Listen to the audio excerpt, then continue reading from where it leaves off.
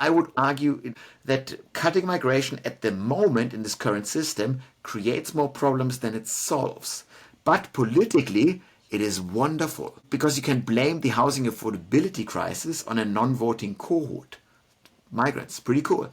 All the while you tick the box of having talked about housing affordability, that's also cool, and then you don't need to talk about all the ways where you as a government make housing more expensive, which is even better for a politician because first home buyer grants, that drives up house prices. Not a single economist would argue against it. Super for housing, that drives up house prices. Stamp duty, that drives up house prices. If you were to get rid of stamp duty and tax property, land tax, that would make housing cheaper. It would, of course, annoy the 3/4 of your votership that live in a house that they own or have a mortgage on. And so it's political suicide, so you don't do it. So therefore, I fear that we are utilizing the migration is only migration is driving up house prices. If we only were to cut migration, then finally our house prices are great again. I don't think that's happening.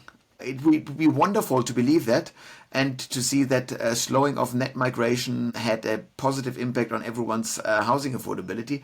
I think it's too easy, to be honest, just to say that. It's very simplistic. One of the issues with housing affordability in my mind is the fact that there are now slightly fewer people per household. Doesn't sound like much, but over the last decade, it's dropped from 2.5 to 2.4 people per household. That doesn't sound like much, but it means we need 10% more accommodation just for the same population.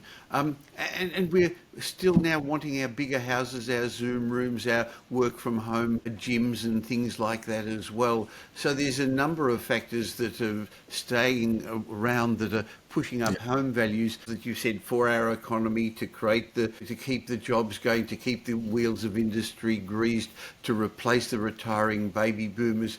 I can see this is going to create, and in your article you suggested, it will create environmental and probably social challenges.